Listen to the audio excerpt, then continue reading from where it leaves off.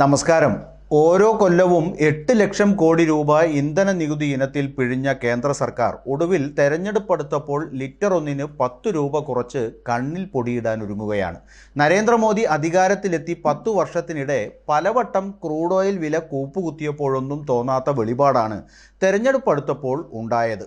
ശൗചാലയം പണിയാനാണ് നികുതി വരുമാനം ഉപയോഗിക്കുന്നതെന്ന് വാട്സാപ്പ് സർവകലാശാല വഴി പ്രചാരണം നടത്തി ആദ്യം നികുതി കൊള്ളയെ ന്യായീകരിച്ചവർക്ക് എത്ര ശൗചാലയം പുതിയതായി പണിതു എന്ന് പാർലമെന്റിൽ ചോദിച്ച ചോദ്യത്തിന് ഉത്തരം പറയാൻ കഴിഞ്ഞിരുന്നില്ല. ആ പ്രചാരണം പൊളിഞ്ഞപ്പോൾ പിന്നെ ഇന്ധന ഇറക്കുമതിയുടെ പേരിലുള്ള കടം വീട്ടാനാണ് എന്നായി ന്യായീകരണം.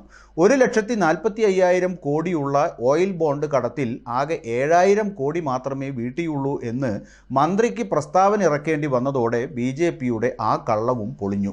കള്ളപ്രചാരണമൊക്കെ പൊളിഞ്ഞിട്ടും നികുതി കൊള്ള മാത്രം നിർബാധം തുടർന്നു പോരുകയായിരുന്നു കേന്ദ്ര സർക്കാരും സംസ്ഥാന സർക്കാരുകളും. എന്നാൽ തെരഞ്ഞെടുപ്പിൽ ഇത് ദോഷകരമായി ബാധിക്കുമെന്ന് കണ്ടാണ് വില കുറയ്ക്കാൻ ഇപ്പോൾ ഒരുങ്ങുന്നത്. രാജ്യം പെട്രോൾ ഡീസൽ വില കുറയ്ക്കുന്നത് ലോക്സഭാ തെരഞ്ഞെടുപ്പ് മുന്നിൽ കണ്ടല്ലെന്ന് കേന്ദ്രമന്ത്രി ഹർദീപ് സിംഗ് പുരി പ്രസ്താവന ഇറക്കി. ക്രൂഡ് ഓയിൽ വില അടിസ്ഥാനമാക്കിയാണ് ഇന്ധന വില കുറയ്ക്കുന്നത്. തെരഞ്ഞെടുപ്പ് വരും പോകും, അത് അടിസ്ഥാനമാക്കിയല്ല വില കുറയ്ക്കുന്നത്. അന്താരാഷ്ട്ര വിപണിയിലെ ഏറ്റക്കുറച്ചിലിനനുസരിച്ച് കേന്ദ്ര സർക്കാർ പല ഘട്ടങ്ങളിലായി പരമാവധി സഹായം നൽകിയിട്ടുണ്ട്. സംസ്ഥാന സർക്കാർ വാറ്റ് കുറയ്ക്കാൻ തയ്യാറാകാത്തതാണ് കേരളത്തിലെ പ്രതിസന്ധിക്ക് കാരണമെന്നും ഒരു ചോദ്യത്തിന് മറുപടിയായി മന്ത്രി പറഞ്ഞു. പല സംസ്ഥാനങ്ങളും മദ്യവും ഇന്ധനവുമാണ് പ്രധാന വരുമാന മാർഗമായി കാണുന്നതെന്നും കേന്ദ്രമന്ത്രി കുറ്റപ്പെടുത്തി.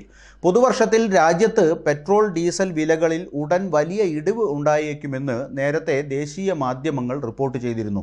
ഈ വർഷം ഏപ്രിൽ മെയ് മാസങ്ങളിൽ രാജ്യത്തുടനീളം നടക്കാനിരിക്കുന്ന ലോക്സഭാ തെരഞ്ഞെടുപ്പിന് മുന്നോടിയായി പെട്രോളിൻ്റെയും ഡീസലിൻ്റെയും വില കുറയ്ക്കാൻ കേന്ദ്ര ധനമന്ത്രാലയം നീക്കം നടത്തുകയാണെന്നാണ് ദേശീയ മാധ്യമങ്ങൾ റിപ്പോർട്ട് ചെയ്തത്.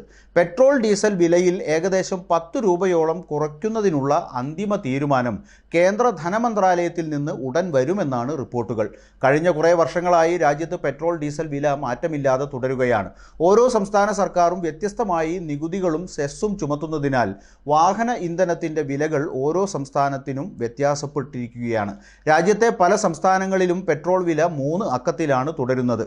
കോവിഡ് മഹാമാരിയും റഷ്യ ഉക്രൈൻ യുദ്ധവും മൂലമുണ്ടായ വിപണിയിലെ ഏറ്റക്കുറച്ചിലുകൾ ക്രൂഡ് ഓയിൽ വില ഉയരുന്നതിലേക്ക് നയിച്ച ഒരു ഘട്ടത്തിൽ വില ലിറ്ററിന് 110 രൂപ വരെ എത്തിയിരുന്നു. എന്നിരുന്നാലും നിലവിൽ ആഗോള ക്രൂഡ് ഓയിൽ വില കുത്തനെ ഇടിയുകയാണ്. ഇതും ആഭ്യന്തര ഇന്ത്യൻ വിപണിയിൽ വില കുറയ്ക്കാൻ സർക്കാരിനെ സഹായിക്കും. ഇനിയും കുറച്ചില്ലെങ്കിൽ പണി പാളും എന്ന് ഉറപ്പായതുകൊണ്ട് 10-എങ്കിൽ 10 കുറച്ചേക്കാമെന്ന് തീരുമാനിച്ചാൽ അത്രയും നല്ലത് എന്ന് പറയാം.